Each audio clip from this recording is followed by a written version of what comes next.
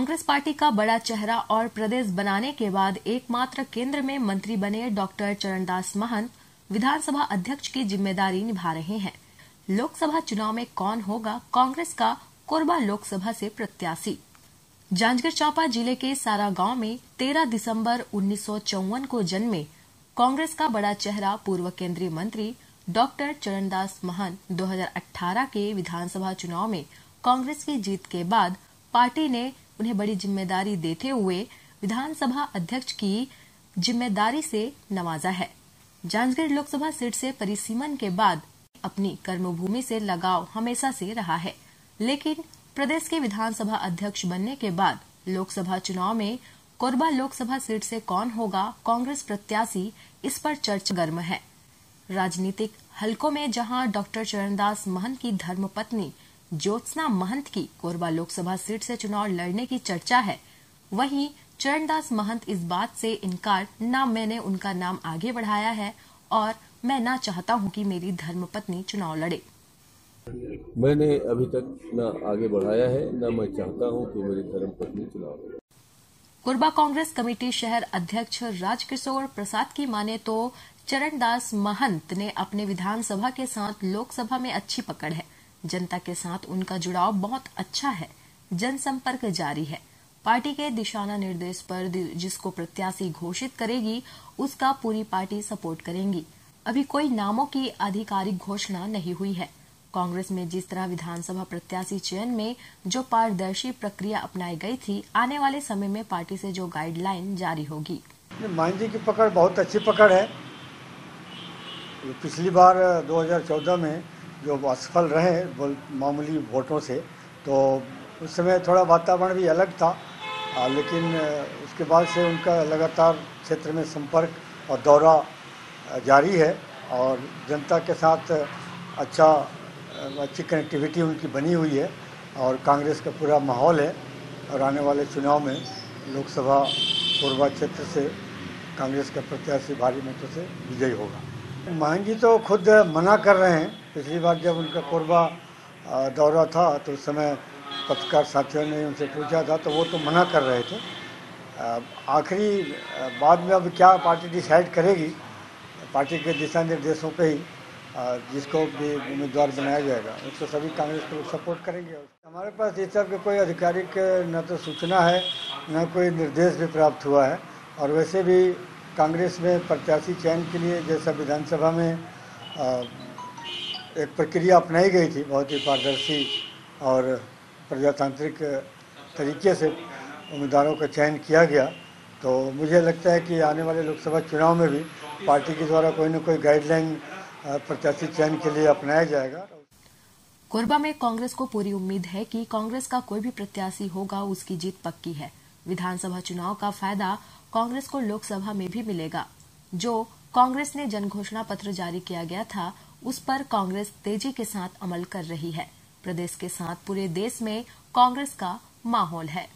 बिल्कुल, कांग्रेस का कोई भी प्रत्याशी पार्टी अगर उतारती है मैदान में तो उसकी जीत पूरी सुनिश्चित है। विधानसभा का भी फायदा मिलेगा और वैसे भी कांग्रेस के पक्ष में माहौल पूरे कोरबा के पूरे प्रदेश में और पूरे देश में बनते जा रहा है बढ़िया। और छत्तीसगढ़ में अभी हाल के विधानसभा चुनाव में आपने देखा कि 3/4 से भी ज़्यादा बहुमत से कांग्रेस के विधायक यहाँ पर जीत करके आए, बम्पर जीत हुई है।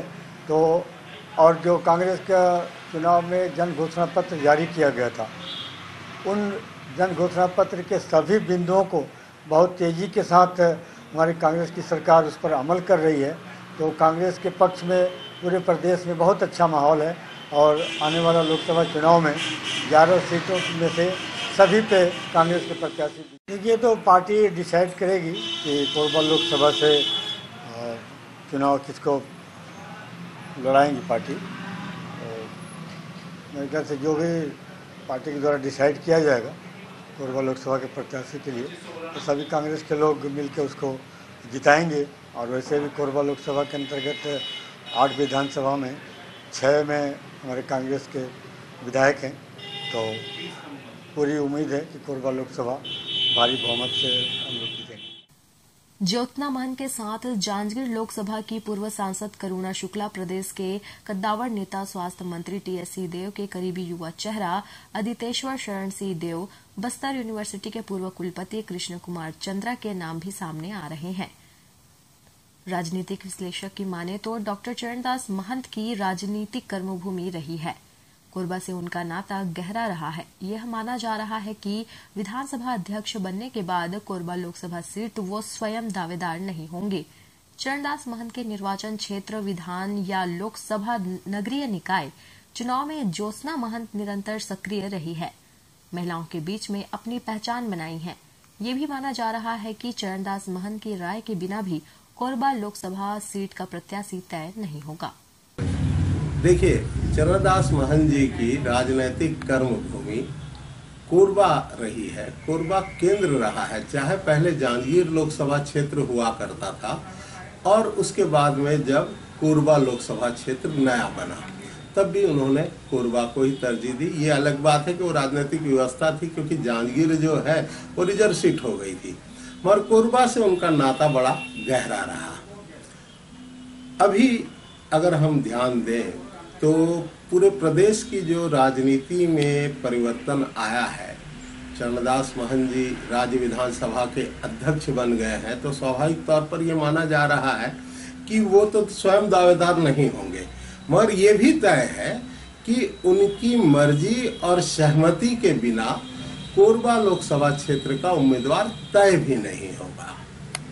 अगर हम एक और पहलू को देखें कि महंत जी नहीं तो कौन, तो स्वाभाविक तौर पर आजकल ये अटकलें लगती हैं कि उनके करीबी या निकट के लोग जो है वो चुनाव के लिए आए। सबसे पहले तो मैं बात करूंगा ज्योत्सना महंत जी की, उनकी धर्मपत्नी की। हालांकि वे सक्रिय राजनीति में नहीं रही, मगर उसके बावजूद महंत जी का जो निर्वाचन क्षेत्र रहा है वहाँ वो निरंतर सक्रिय रही हैं। चुनाव के दौरान की बात हो या चुनाव के बाद की बात हो, लोकसभा चुनाव रहा हो, विधानसभा चुनाव रहा हो या लोकल बॉडी के इलेक्शन रहे हो, महिलाओं के बीच में जो है उन्होंने अच्छे से जो है कांग्रेस की रीति नीति सिद्धांत को पहुंचाकर वहां पर अपनी एक पहचान बनाई है। तो इससे इनकार नहीं किया जा सकता कि ज्योत्सना महंत जो है वो एक चेहरा हो सकती है। महंत जी ने भी जैसे अनौपचारिक बातचीत में कहा, उन्होंने कहा कि इतने सालों का कोरबा के साथ में जो मेरा संबंध है उसको एकदम से कैसे छोड़ दिया जाए। राजनीति में बदलाव के बाद पूर्व सांसद करुणा शुक्ला भी दावेदारी कर सकती है। प्रदेश में बदलाव के बाद कोरिया नरेश स्वास्थ्य मंत्री टीएस सिंहदेव के करीबी युवा चेहरा अदितेश्वर शरण सिंहदेव भी कोरबा लोकसभा से दावेदारी कर सकते हैं। ऐसा इसलिए कहा जा रहा है क्योंकि 8 विधानसभा सीट से बनी कोरबा लोकसभा सीट में कोरबा की 4 विधानसभा, 3 विधान कोरिया और 1 बिलासपुर विधान शामिल है, जिसमें 6 विधानसभा में कांग्रेस के विधायक हैं। कभी जो है कोरबा से जो है प्रतिनिधित्व भाजपा की सांसद के तौर पर श्रीमती करुणा शुक्ला ने किया। राजनीति में जो बदलाव आया तो अब वो कांग्रेस में है और मुख्यमंत्री के समक्ष उनको जो है चुनाव लड़ने के लिए पिछले विधानसभा चुनाव में उतारा गया। उन्होंने एक मजबूत प्रत्याशी के तौर पर राजनांदगांव से चुनाव लड़ा।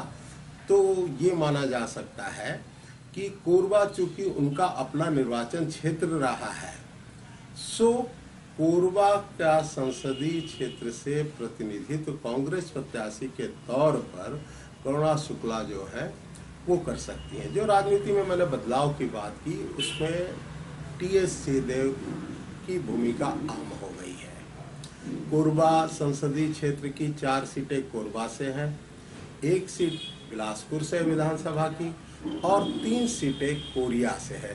कोरिया जहां की सिंहदेव का भी उतना ही प्रभाव और स्वीकृति है।